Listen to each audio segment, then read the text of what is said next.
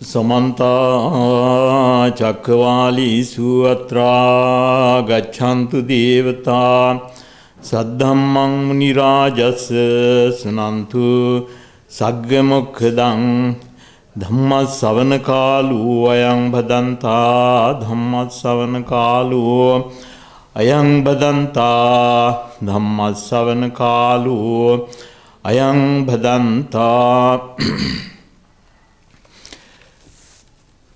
Tasya ivang janato ivang passato kāmasvapi cittang vimucchati bhavasvapi cittang vimucchati avijjasvapi cittang vimucchati vimuttasmiन् vimuttamiti jnanang hoti khīna jāti usitang brahmacharyang Katang karaniyang na parang itatthayati pajanati idampi vucchati brahmana tathagata padang itipi tathagata nivesitang itipi tathagata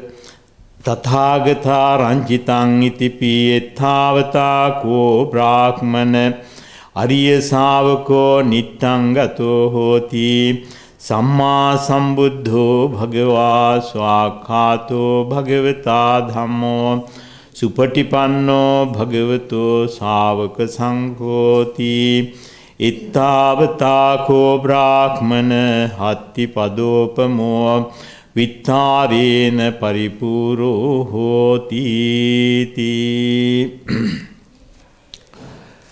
Dear friends in the Dhamma, as you all are aware, today we are celebrating the Poson full moon day. The significance of the day is explained by the Most Venerable Nayak Thero earlier, so I am not going to go details on it, but it is the most important event happened in Buddhist history in Sri Lanka, because the Buddhism was introduced by Venerable Mahamahinda on this full moon day. So that is why it is very important for all of us. And it is not only Buddhism, we have received many other cultural and also some other important things for the Sri Lankan culture. So that is why many things has come with the Buddhist teachings at that time. So, although Buddhism had some flavor, Buddhist teaching had some introduced by the visit of the Buddha's 3 visits in Sri Lanka, but officially Buddhism was introduced on this day. So that is why this day is very important for all of us. And also afterwards, Venerable there is Sangamitta's arrival, and also it has a lot of changes. So now today for this sermon, as you all aware, that I normally give this sermon based on the Chullahati Padopama Sutta. You have listened many times this sermon, many times I have given sermons, but this is also another reminder for today, this sermon. This is, I think you will recollect whatever the teachings you have learned earlier with this sermon today. So it is although we know these factors, but we haven't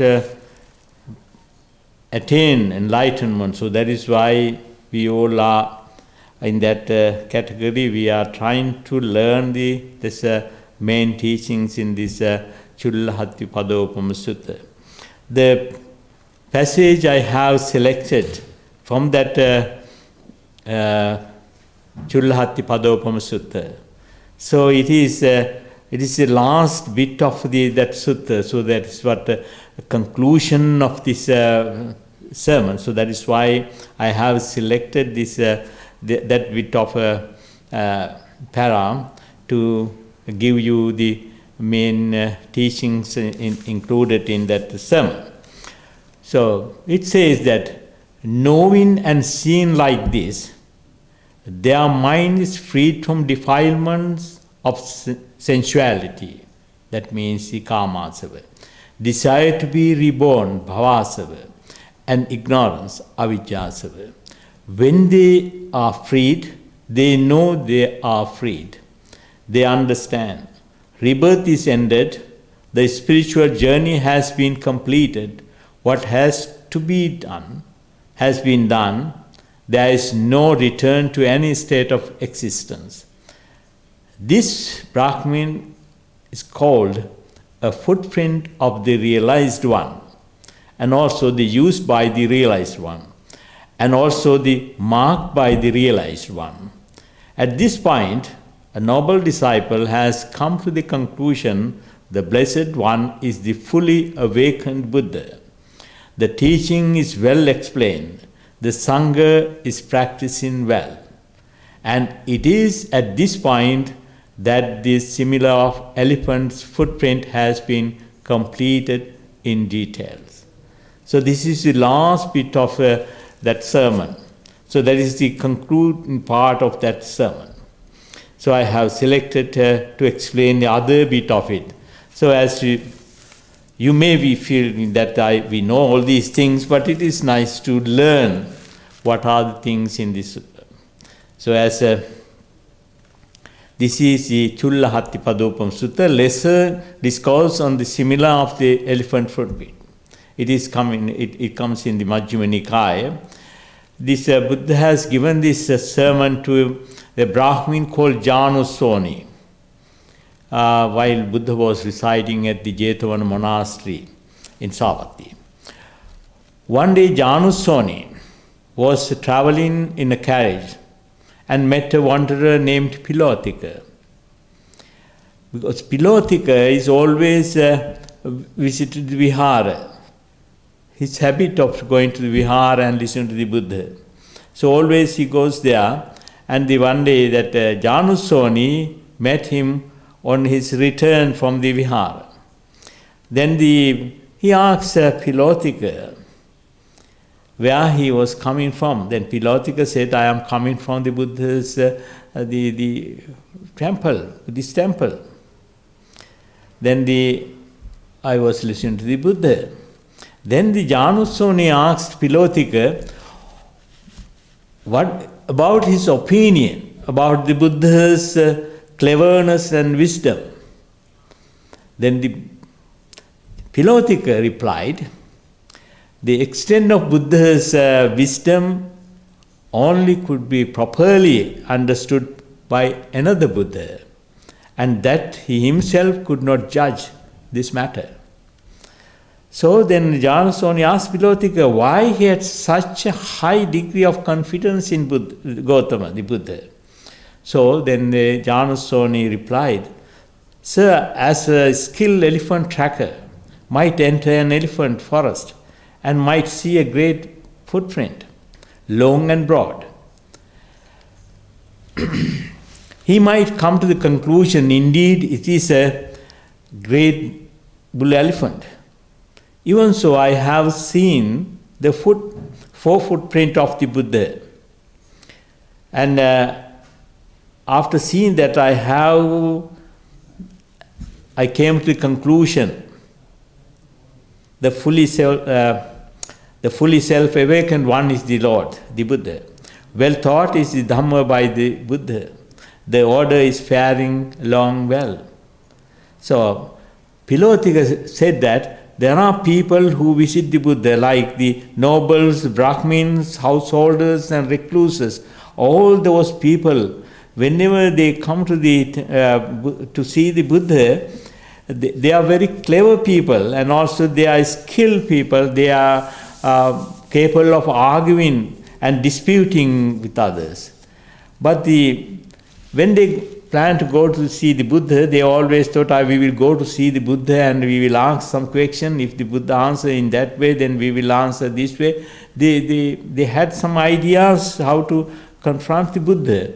But when they listened to the Buddha, there was no questions to ask, because Buddha's teaching was so clear. Then they didn't ask anything, but they converted and they started following the teachings of the Buddha. So the Pilotika said, I have seen those clever people who go there and they listen to the Buddha, and they always,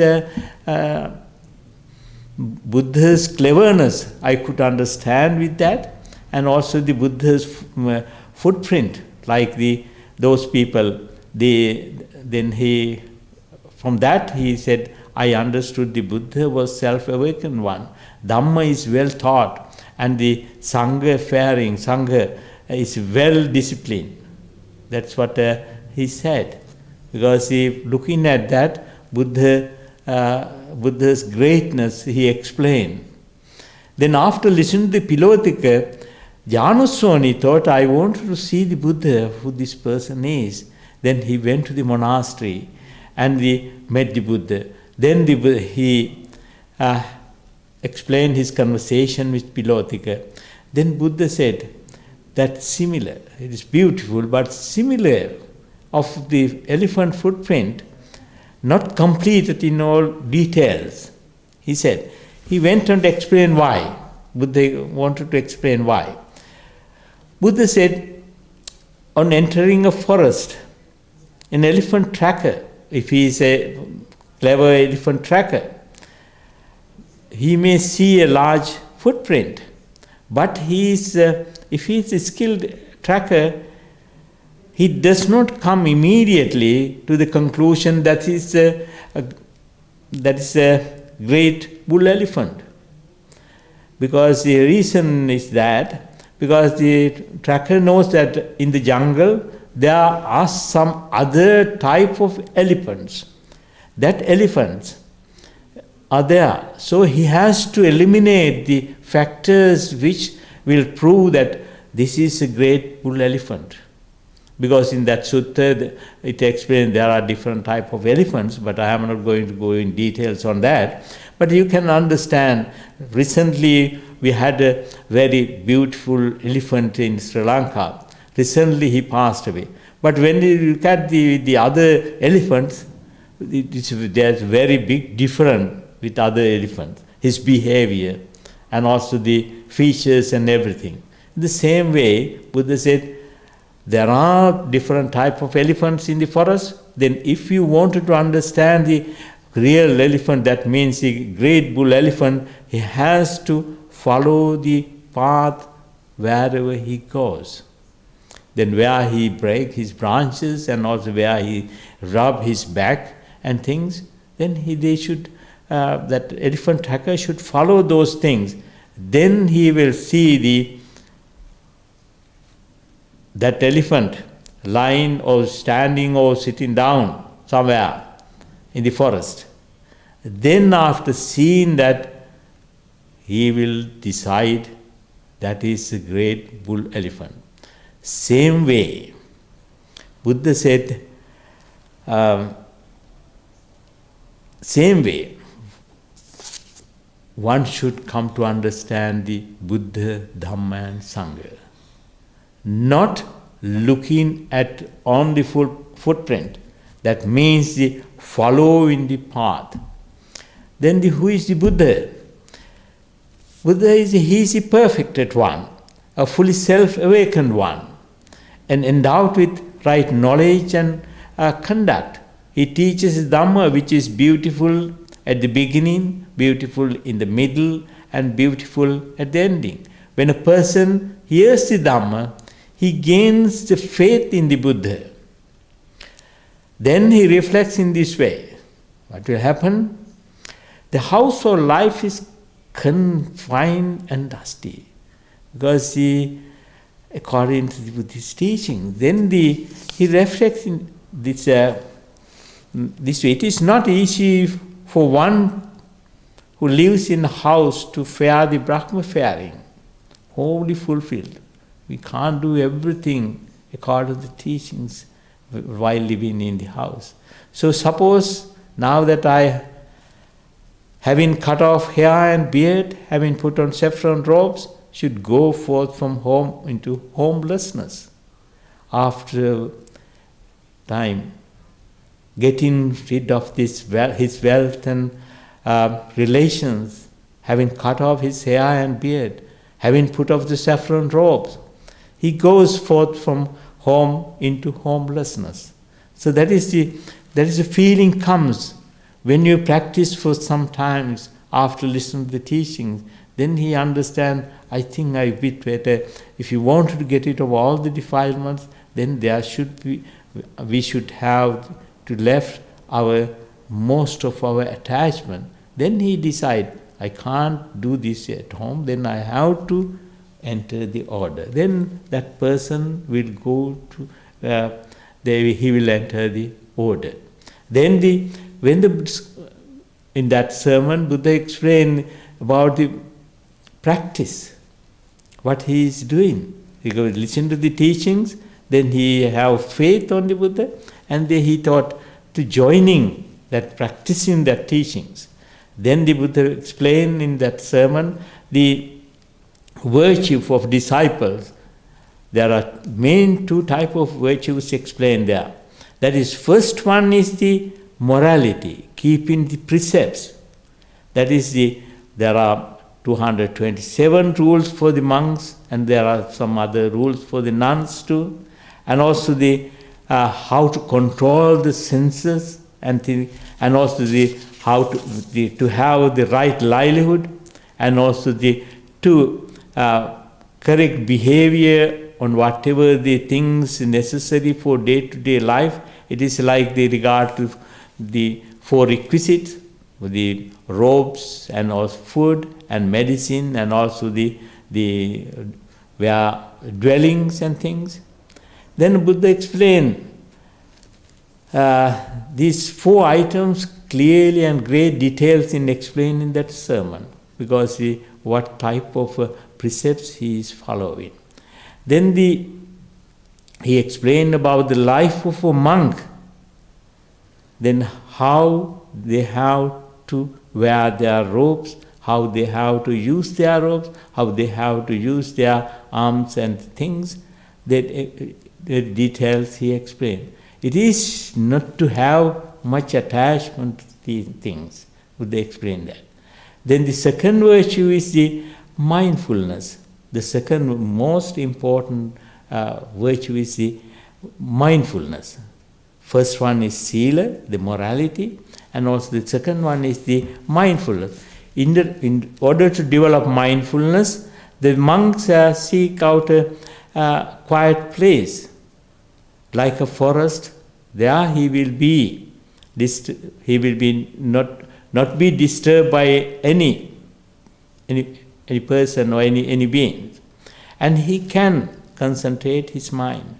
He should be mindful of every action, whether he's standing, sitting, walking, or lying down. He has to be mindful all the time.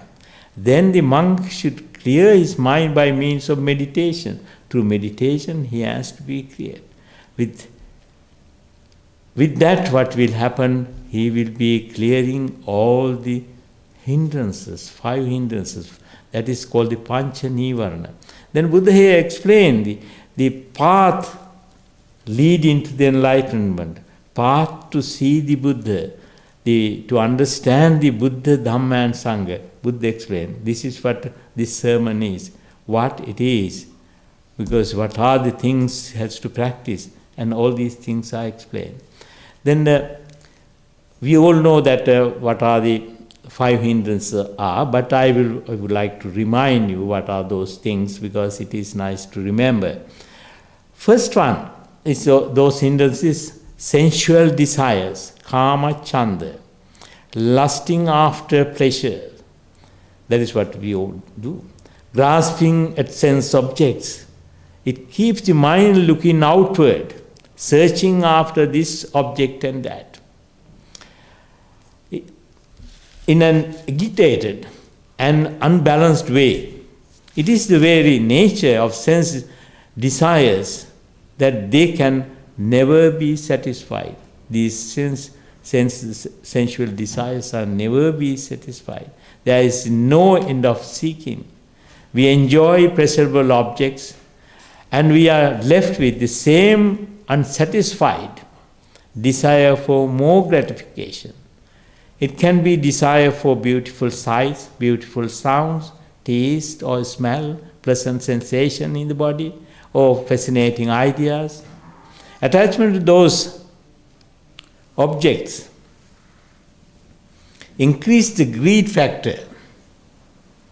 And it is precisely greed in the mind, this clinging and grasping, which keeps us bound to the wheel of samsara. So that is what happened to us, because we are all bound to samsara, because all these sensual desires we are looking forward to every time. And wheel of life and death. We stay bound by the force of attachment and possessiveness. The second hindrance is the vyapada, we call the hatred. That is, there are a few words for that. Ill will, aversion, annoyance, irritation are still expressions of condemning mind. It is the mind which strikes the object and wants to get rid of it. It is very turbulent and violent state. So you all can understand when you get angry, what your feeling is. So it is agitating, disturbed. Then mind is this state is literally burning. That's means great deal of suffering whenever you get angry, and when this vyapada comes, it gives a so bad feeling for us. It is burning itself. So these are the things which hinder us to understand the true nature. So that is why this meditation is helpful.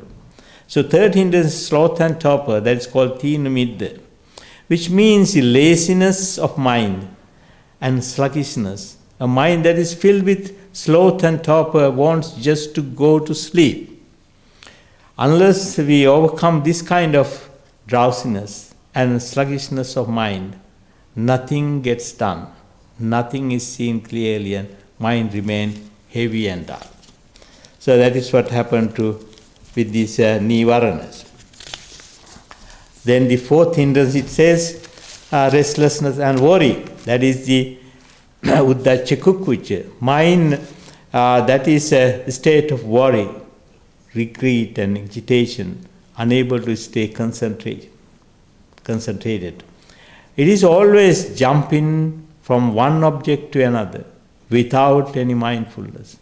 This unsettled state of mind prevents the arising of deep insight. The fifth hindrance is the doubt. That is a very important one. In some way, it is the most difficult of it. So until we see through it, doubt remains, doubt harm the mind, blocking our effort for clarity. Doubt arises about what one is doing and about one's ability to do it. That means when you are practicing, you have doubt whether you are doing it correctly, whether I can do it.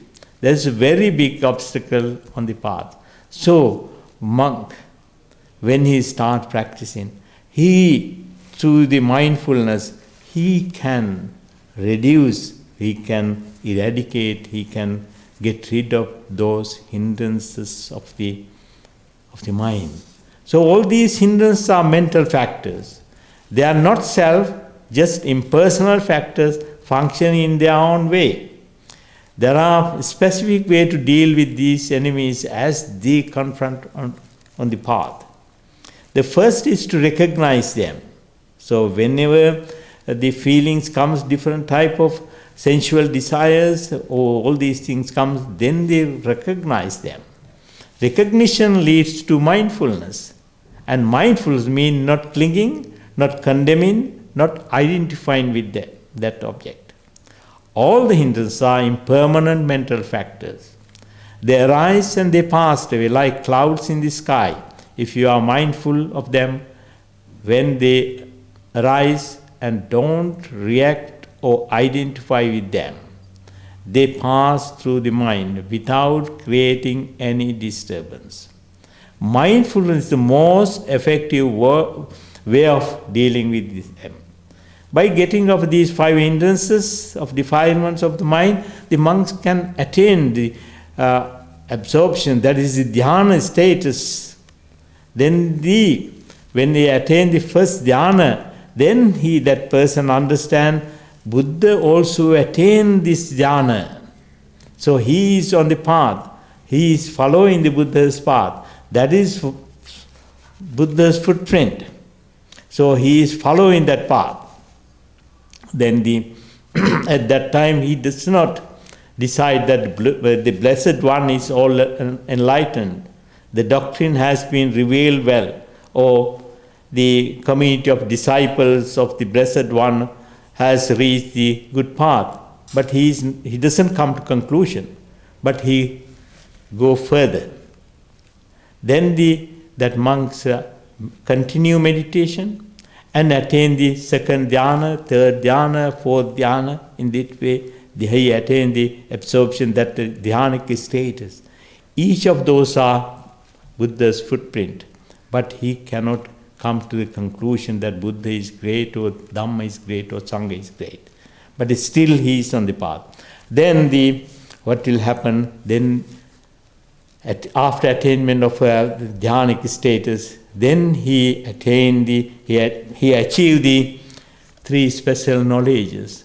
The meditation is so powerful that he is in the correct path. Then first knowledge is the former existence, Pubbē Nimāsānussati Jnana. That means that is the first night, when Buddha was attaining, ascetic Siddhartha was attaining enlightenment. That night, first he had received this knowledge of former existence. When you see it, then you will see that what is karma is, what is rebirth is, how these things are working. Then they have the special knowledge with it when he achieved that special knowledge. Then he can next knowledge he will get what is the knowledge of the passing away of rebirth of other beings, every beings.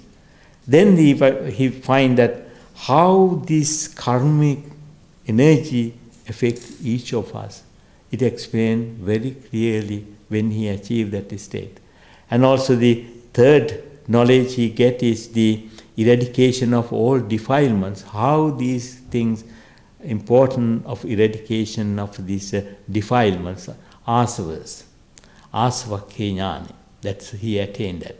So this is also Buddha's footprint. Buddha followed that path. Then the person will follow those steps, and he will follow those paths. And also he cannot decide still whether Buddha is great, or Dhamma is great, or Sangha is good, but he has to follow it. Then after following, meditator continue. Then he understand what is suffering is. Then what is the cause of suffering is, and also cessation of suffering is, and also the path leading to cessation of suffering. That is also Buddha's path. That is all you all know, the Four Noble Truths. So he understands these things when he practicing more and more. Then in that state also, he does not decide the Buddha is great, or Dhamma is great, or Sangha is good. But still he continue. Then finally, meditator's mind is liberated from the taint of asavas, that's sensual desires. There are three asavas explained in Buddhist teachings, that is in the Sutta Pitaka. Then that is also, one is the kama asava, sensual desires. Second one is from the bhava asava, the taint of being, to continue life. And also third one is taint of ignorance, avijjasava. When it is liberated, there comes the knowledge. It is liberated. He understands birth is destroyed. The holy life has been lived. What had been done has been done.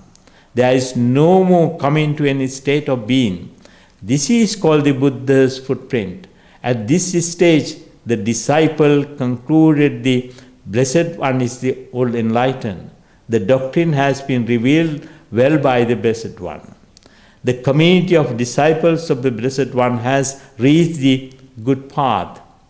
And it is at this point that the similar of the elephant footprint has been completed in details. So we will find that beautifully Buddha explained there how a person become a monk, and also what is his teaching is, what is his following is, and also how he attained different status, and lastly how he attained enlightenment, explained very clearly. Here, at the long last, noble disciple sees the Buddha's face to face, having trodden the path of deliverance. He has achieved deliverance, and so knows that the teacher is the teacher of deliverance. Having trodden the path, he knows this is indeed the path to deliverance. So, in the Buddha Dhamma, the practice alone will bring proof. It is Dhamma for realization, each one by himself. That's why Buddha said, Tummehi kiccang atappang akkātāro tathāgata. Only Buddhas can show it, but one has to follow the path. So, according to this sermon, the important to liberate from all taints, all influxes. There are 3 taints or asavas in the Sutta Pitaka.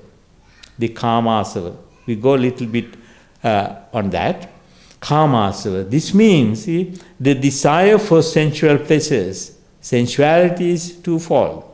The desire to enjoy the delightful and pleasurable things found in the sentient despair of existence, and the objects that induce sensual enjoyment, namely the desire for sight, desire for sound, desire for smell, the desire for taste, and the desire for tangible beings. Intoxicated with the enjoyment of these sense objects, lose all sense of properties and behave like lunatics and chase after these sense objects to enjoy them. That is what this karma, a taint of sense objects is doing to us, because we follow those sensual things like lunatics, following it, and we try to enjoy it, but it doesn't give the complete happiness. Then the next one is bhava. So this is desire for continued or eternal existence. It is rupa loka, maybe form world or formless world, because we all have idea to continue this life. This is so-called eternity, belief of the theist who had held the belief in an eternal soul. So third one is called the avijjāsava, not knowing the Four Noble Truths. The noticeable characteristic of the taint is to accept or to infect or to eat into an object, be it physical or mental. In this sense, the taint of ignorance eats into man's moral stand and weakens his mind to such an extent as to make him consider evil as good, the unpleasant as pleasant, the impermanent as permanent, the unreal as real, soullessness as soul, and in that way. And thereby is surrendered to act of cruelty, killing, stealing, sexual misconduct, lying, which is death, which are death, and also it will lead to the one to be born in for health. So, in this avijjāsava covers everything, because it doesn't give us complete real understanding of this world, about our body or about our mind. So, Buddha explained this about these avijja, these taints. The end of the day, we find that at the end of that sermon, Buddha explained, if one remove all the taints within himself, he is the person who attained enlightenment. So we understand the Four Noble Truths, but the end of the day we have to remove all the taints, that the asavas should be removed. So after listening to the sermon, Janusoni, the Brahmana, became a follower of the Buddha. So this is the sermon Buddha has given to Janusoni. This is the same sutta given by Venerable Mahinda to the King Devanampiyatis on the full moon day of Poson. So this sermon gives the clear idea of the Buddha, Dhamma and Sangha, and it describes how one is converted to Buddhism and become a bhikkhu. It also describes in detail the simple and holy life of a bhikkhu. This means the sublime qualities he practices and processes, the things from which he abstains, the various stages of development of his life, and his attainment of arahantsi, which is the final fruit of Buddhism. The sermon contained also the principal teachings of the Buddha, such as Four Noble Truths. Apart from general knowledge of Buddhism, it is necessary for Venerable Mahinda to convey to his host, the King Devanampiyatis, who knew nothing about Buddhist practices, an idea of the Sangha and their mode of life, so that the king might learn how to treat his new guest. At the end of the sermon, Devanampiyatis and his followers expressed their willingness to embrace this new teaching. So that is a very important point on this year, because it is very appropriate sermon at that time to give it to King Devanampiyatis, because it is explained very clearly what is this teaching is, what is this attainment, what is the type of life of a monk, and also what they need it is. And also when we look at this sermon, it discovers, Buddha pointed out, Dhamma must not be merely accepted, but verified each one by oneself. Pacchattam veditabbo. It is not enough to reason that is the elephant footprint is big, so that is the teachings also big. So maybe he's a big elephant, but to that you can decide he's a bull elephant, but it is not. The Buddha Dhamma also same way, we cannot say it is a great teaching, but without following. One must follow up the elephant footprint and see the cloudy creature face to face. Even so, must follow up the Buddha's teaching, travel in the footsteps of the Buddha until he sees it to face, realize the truth of his teachings. So, see for yourself is the test of the truth of the Dhamma. So that is the Buddha's teaching is. Because it is explained, it is pacchattam veditabbo. One has to see oneself.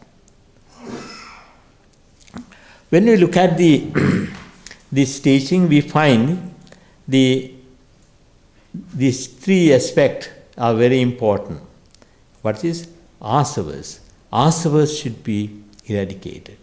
In this Sabbhasava Sutta, Buddha explained, Buddha said, Janatu aham bhikkhave passatu asvanam kayam vadami.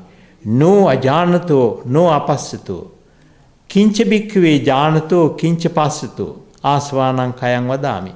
Yonisocha manasikaram, ayonisocha manasikaram. Ayoniso bhikkhave manasikarato anupanna cheva asava uppajjanti. Upannācāsava pavaddanti. Yonisochiko bhikkhave manasikarato anuppannācevāsava na uppajjanti upannācāsava pahiyanti. What is the translation of it? I say that the destruction of the trained taint is for one who knows and see, not for one who does not know and see. Who knows and see what? Wise attention, yoniso manasikara, and ayoniso manasikara, unwise attention. When one attends unwisely, unarisen taints arise and risen taints increase. When one attends wisely, unarisen taints do not arise and arisen taints are abandoned. So let us see these are one who can know and see. It is yoniso manasikara, wise attention, and ayoniso manasikara. That is even the Chuddalahati Padopama Sutta Buddha explained. That's the jhanato and passato, those two words. Then who can see, who knows? Then this ayoniso manasikara, unwise attention, what is doing? What is it does this. What is impermanent is to be taken to be permanent. That's what it is doing. What is impermanent is taken to be permanent. That is what all do. Because impermanent, we know that it is impermanent, but we take as it is permanent. Anicce nicchanti. That what is painful is taken to be pleasurable. Dukkhe sukhanti. Because we suffer, but we think it is happiness. What is non-self is taken to be self. It says anattani attanti. What is impure is taken to be pure. That asubhe asubha. Asubhe subham. Because we know that is the impure, but we take as pure things. We use it. Then what wise attention? Wise attention is doing this. What is impermanent is taken to be impermanent. Anicce anicca. What is painful is taken to be painful. Dukkhe dukkham.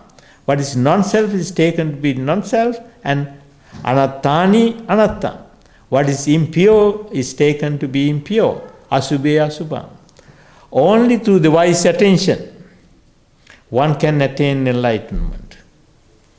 That is why Buddha said that in that sutta, jhanato, passato, that person, if jhanato or know or see. So, you all can remember one of the sayings of the Buddha, appamadena sampadeta. What does it mean? Appamadena sampadeta. But Buddha has given very deep teaching on that. Because it is a profound Dhamma talk given here. Appamadena sampadeta. So most of you are familiar with the Theravada Buddhism. I used to hear in these two words, two precise words, very often at the end of reciting, receiving the precepts from bhikkhus. But do you all know what they mean? Do you know what they are saying as Dhamma talk? Very briefly it says, strive on the diligence. In other words, it says, whatever you do, always be heedful. Mindfulness is the basis for the whole of the sasana. The mindfulness is the active aspect of awareness. Active aspect of awareness. It is a deliberate effort not to forget, not to be careless, but to be aware. Awareness, of course, is the remarkable capacity that we all must be conscious, to know. Awareness is a characteristic of all sentient beings. Attention, mindfulness, is practice making the mind firm and steady. This brings about the peacefulness of mind. Usually our untrained minds are moving and restless, hard to control and manage. The training of the mind can be done in many ways, with many different methods. The method which is most useful most used and which can be practiced by all type of people is known as mindfulness of breathing. It is development of mindfulness on the in breath and the out breath. This practice of meditation must be pursued as continuously as possible to bear fruit. Whenever we are, we must try to be continuously mindful.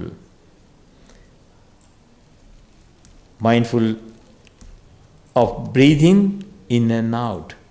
When the mind is peaceful and concentrated, release it from the breath as the object of concentration. Now begin to examine the body and mind comprised of all 5 aggregates. We are 5 aggregates. That's a material form, feeling, perception, mental formation and consciousness, Rupa, Vedana, Sanya, Sankara and Vijnana. So examine these 5 aggregates as they come and go.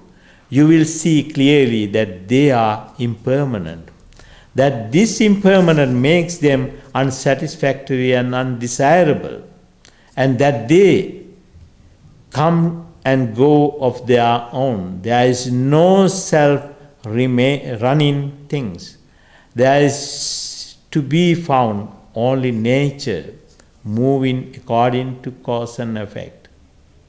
All things in the world fall under the characteristic of instability, unsatisfactoriness, and being without permanent ego or soul. That means the anicca, dukkha, and anatta.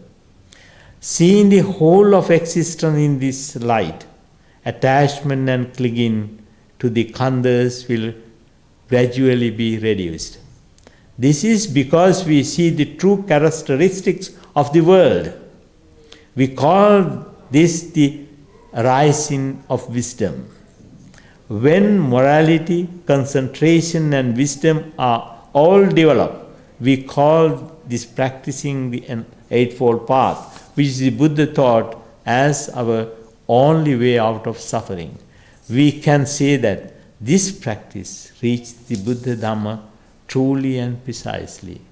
Because these words I have told you, because this is what is this connection with this sermon, because the asavas has to be eradicated. To that we need some kind of practice, that is mindfulness. We have to use that mindfulness to eradicate all these taints or asavas within us, and also it will lead us to get the knowledge, that means attainment of enlightenment. So there is no any other way explained to attain enlightenment. That is, it is when you are practicing, you will understand true nature of our life, whether it is permanent or whether it is impermanent, whether it is satisfactoriness or whether it is satisfactoriness, whether it is Atman or whether it is Anatman. So it shows us. So that is why Buddha has given this teaching. So this teaching has developed by Venerable Mahinda giving that sermon in Sri Lanka, and that teaching established the Buddha's teaching even today, because Buddhism prevailed in Sri Lanka. So we hope that it will continue. So Buddha said, Dullabancha manusattang buddhu padocha dullabo dullabha kana sappati saddhammo parama dullabo. That means all we have had a good fortune to be as humans and to hear the teachings of the Buddha. This is an opportunity that millions of other beings do not have. Therefore, do not be careless or heedless. Hurry and develop merits. Do good and follow the path of practice in the beginning, in the middle, and the highest level. So, try to attain the bliss of Nibbana in this very life. May you all be well, happy, and peaceful. May you understand the teachings of the Buddha. May we all attain the supreme bliss of Nibbana one day. Okay.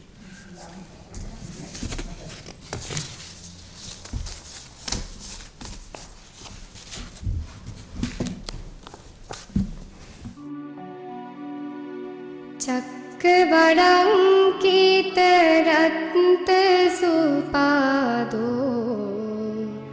लङ्घनमण्डित आयतपाणि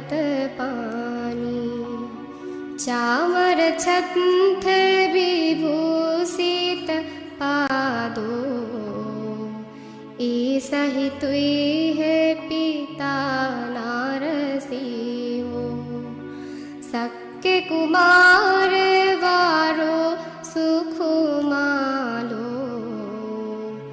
लंघन विद्धत पुण्य शरीरो लोकहिताय गातो नारवीरो ऐसा ही तुई है पिता नारसिंहो पुण्य सशंख निभो मुख वन्नो देव नारायण पियो नारनागो मत्त गजिंद विलासित गामी ऐसा ही तुई है पिता नारसिंहो खत्तिय संभव अंग कुलीनो देव मनुष्य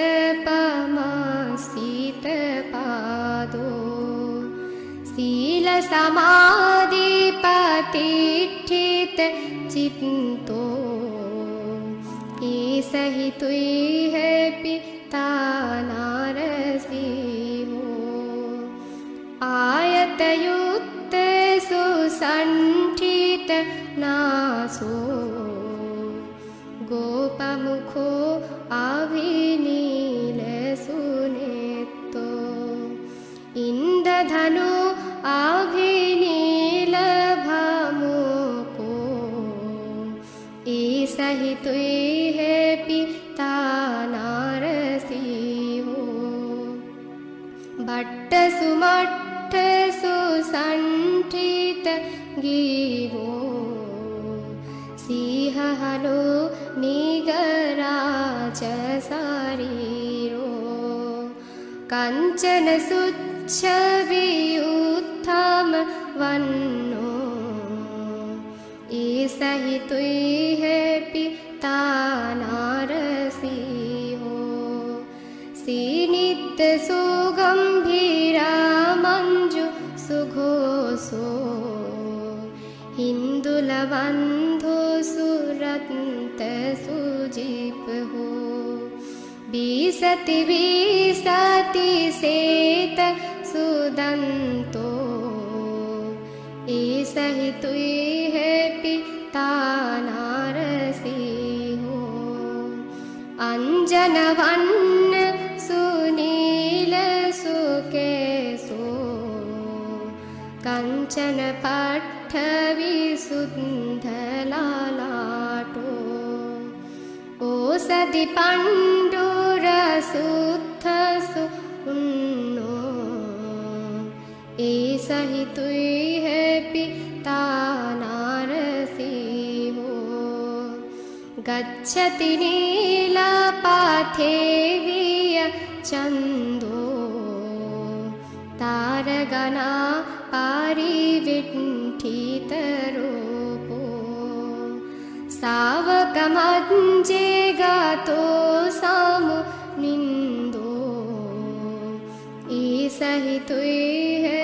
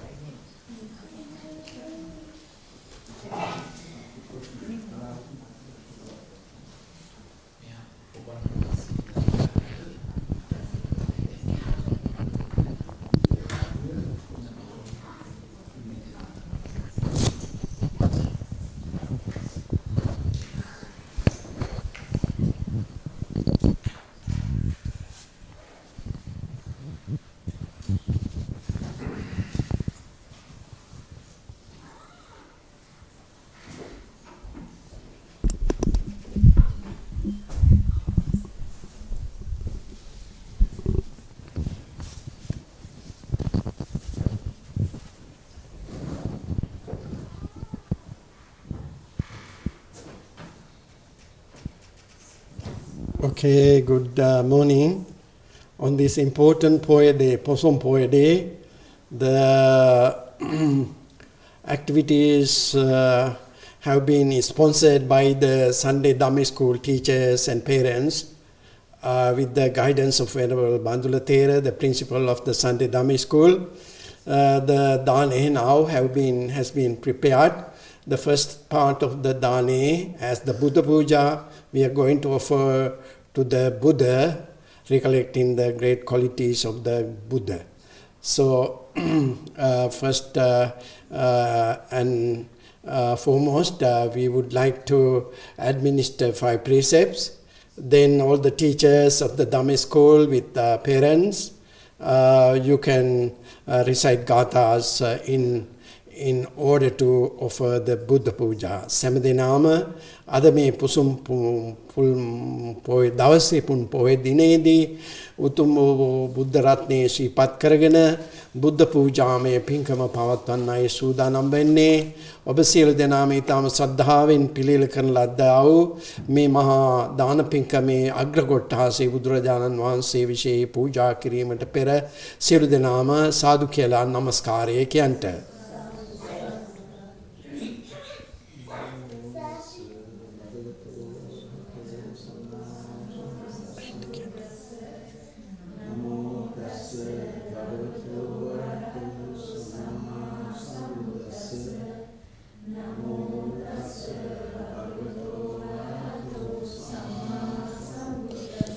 Buddhang saranang gacchami,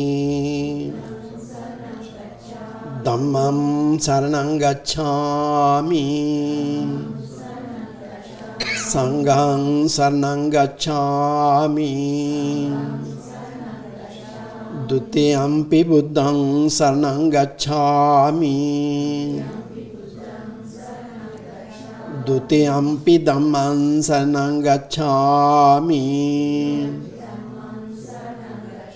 Dutiyampi Sangham saranang gacchami, Tatiyampi Buddhang saranang gacchami, Tatiyampi Dhammang saranang gacchami, Tatiyampi Sangham saranang gacchami, Panatipata Veramani Sikkhapadan Samadhiyami,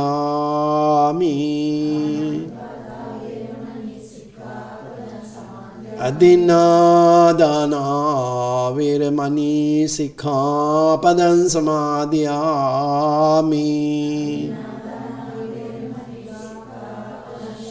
Kami sumichachara Veramani Sikkhapadan Samadhiyami,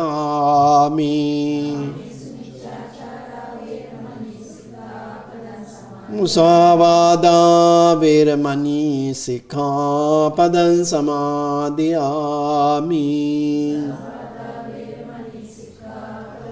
Suramiraya Majjapama Dattana Veramani Sikkhapadan Samadhiyami.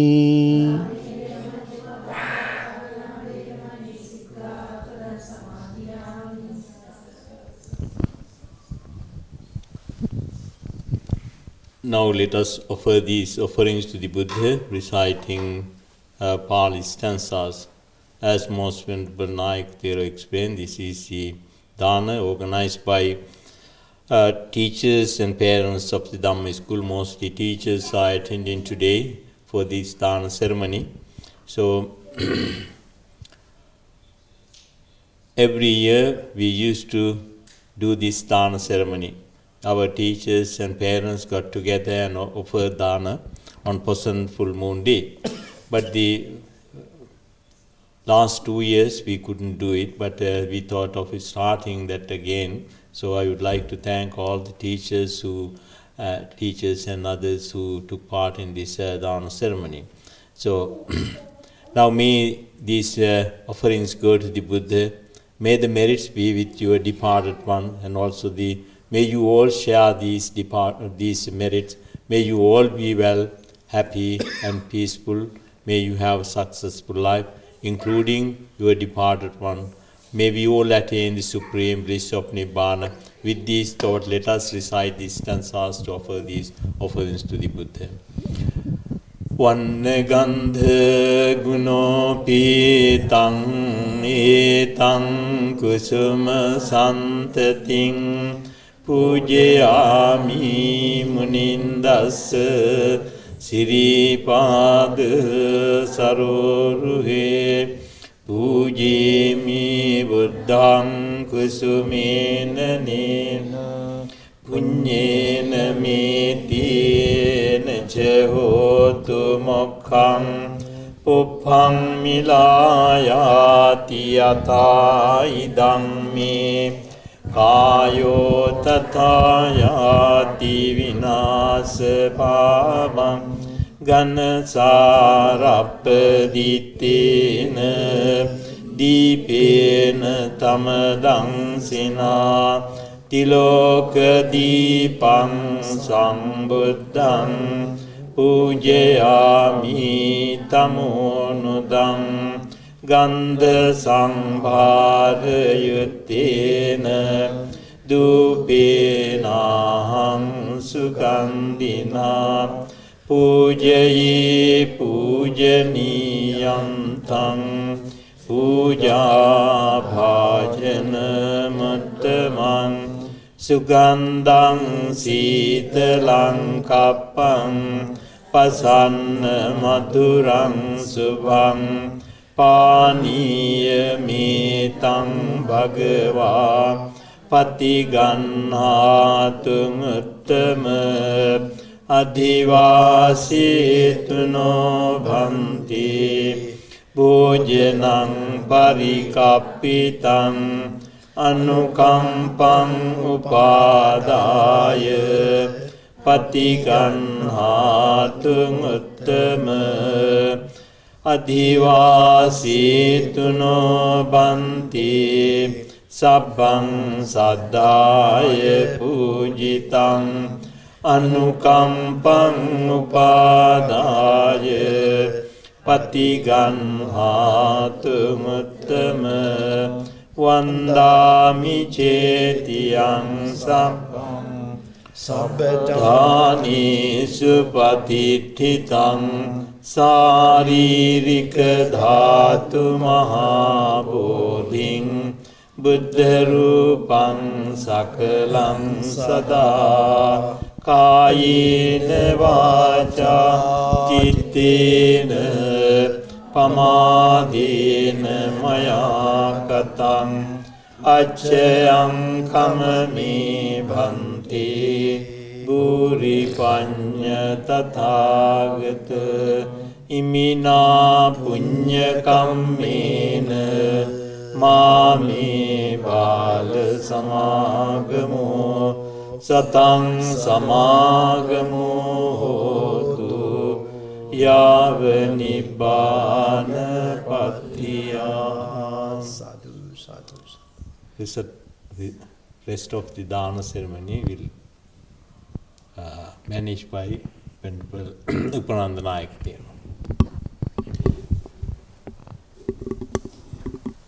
Most Venerable Boguru Sri Sivalamara Nayaka Mahathera, Head of London Buddhist Vihara and Chief Sangha Nayak of Great Britain, Most Venerable Thavalam Bandula Mahathera, Principal of LBV Sunday School, dear members of the LBV Sunday School staff and their family members. So, every person has been repeatedly mentioned, every person, the LBV Sunday School staff performed this Sangika Dana. Today, this year too. As Nayaka Hamdra mentioned, so there was a big, so the coronavirus pandemic was the building block to all walks of life, all aspects of our life. Now that we are recovering from that, that is almost gone, and now we are slowly congregating at the London Buddhist Vihara for your regular interactive dialogues with the Sangha. So now you had you for the first portion of today's Dani to Buddha, recollecting his service of wisdom and compassion to the world. Now, next you are going to make the second portion of lunch, dani, to the Sangha here. Whenever you make offerings to the Sangha, you are not supposed to think about, go for a head count like, okay, we are making these offerings to the Sangha resident at London Buddhist Vihara. So number-wise, there are 4 monks accept in your dana. In case you assume that your dana is going to the 4 monks residing at London Buddhist Vihara, the kusala, the punya that you accrue thereof would be limited as well. So how you are supposed to do is, every time you take refuge in the triple gem, whenever you remind yourself that the 3 refuges you have taken, you always say, Sanghang Saranang Gacchami. I go to Sangha for refuge. And you need to think about the Sanghika Dana in terms of Sanghang Saranang Gacchami. You are not taking refuge in the monks residing at your temple, but you take refuge in the Sangha. Sangha means the Sangha from the past, including great arahats like Sariputta, Moggallāyana, Kaccāyana, Mahakassapa, etc. And the Sangha in the present day world, and the Sangha yet to come in the future. And then, so whenever you hear the word Sangha, so the Sangha exists beyond the 3 timelines, the past, present, and the future. So it's timeless. The Sangha is timeless, just like the Dharma. So why you offer Sangha? Sanghika Dana is, now it takes a bodhisattva many eons, kalpas, to complete the 10 basic requirements called paramitas. So even if it takes a bodhisattva, sattva is attached, the one who is concerned with, bodhi is enlightenment.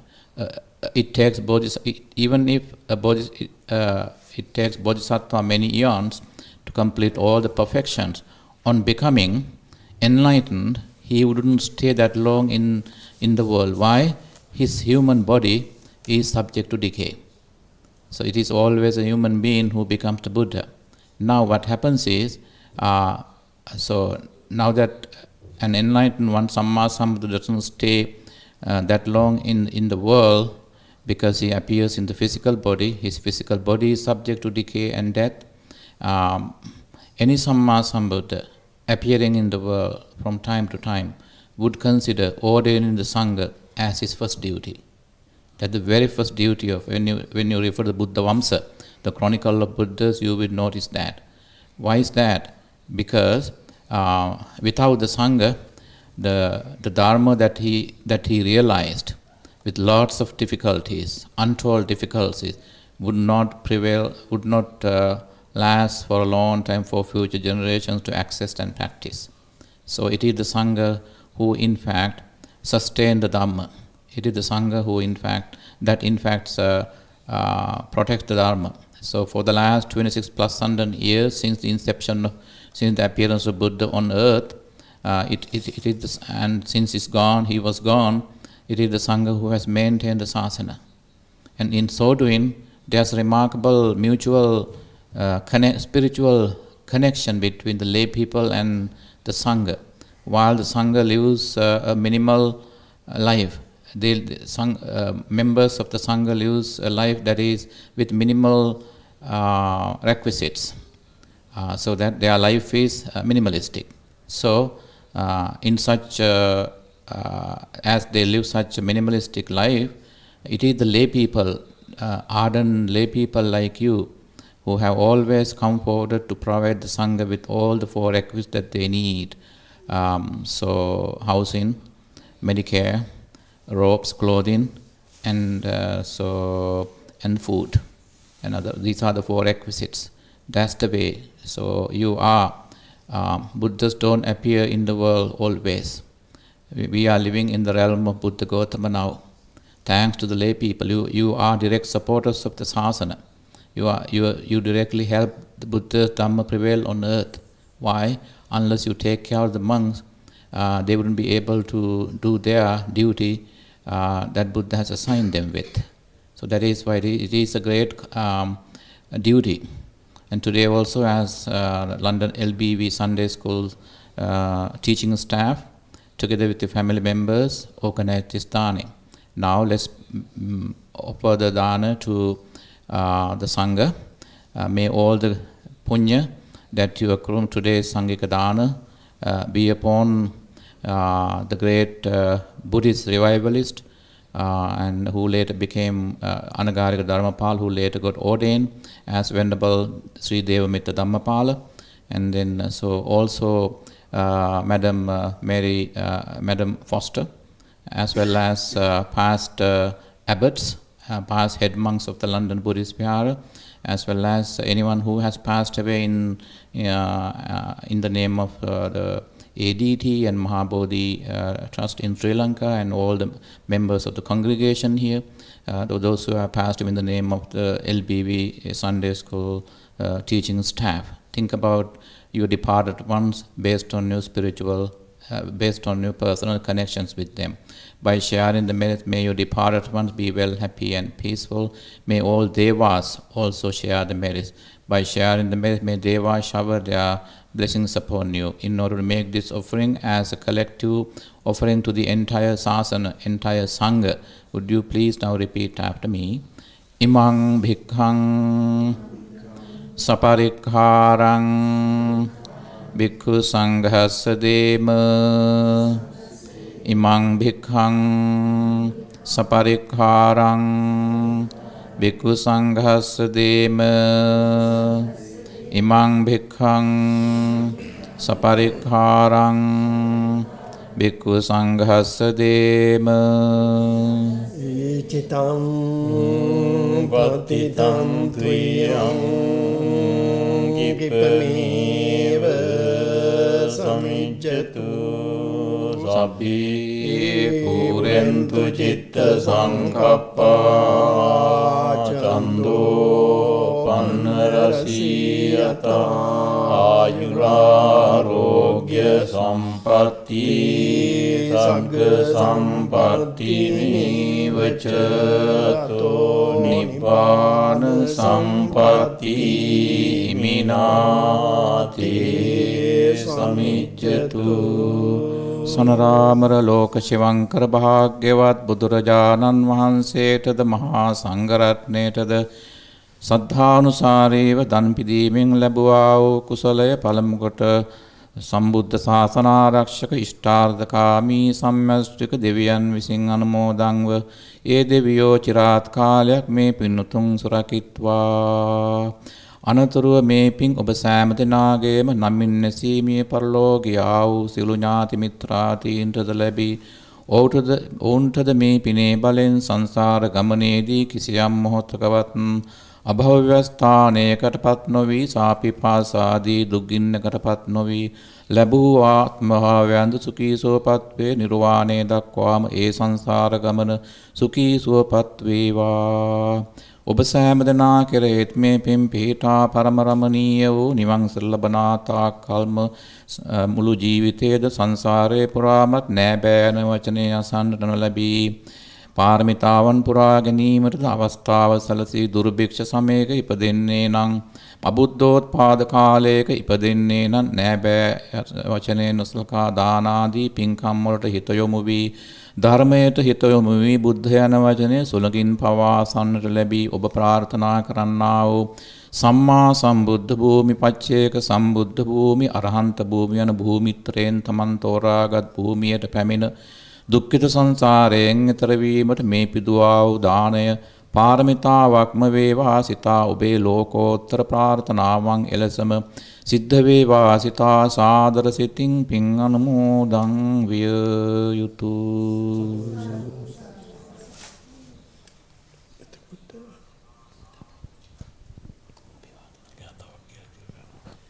Okay, listen to the final blessings. Abhivadana Silissa Niccang Vaddhapachayino Chattaro Dhamma Vaddanti Ayuvanno Sukhang Balang Ayurarogya Sampatti Sagga Sampatti Meva Atho Nibbana Sampatti Iminate Samijjatu.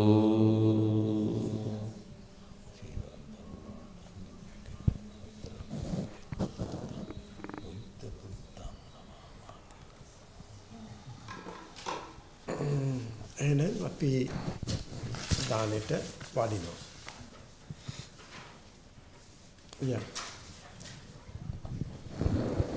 දහවල් විහාරස්ථානය විවෘත කරනවා සියලු දෙනාටම පැමිණෙන්න පුළුවන් කැමති අයට සවස් භාගයේ 2 ඉඳලා සියලු දෙනාටම විහාරස්ථානයේ කටයුතු වලට විහාරය විවෘතයි. සියලු දෙනාටම ආරාධනාව තියෙනවා පැමිණ සහභාගී වෙන්න පුළුවන්. The vihara is open to everyone afternoon. Anyone who wish to visit the vihara, please visit the vihara and participate, take part of the ceremony here at the London Buddhist Vihara. The day is sponsored by the teachers of the Dhamma school. At the end of the program, the teachers will offer some refreshment to everyone.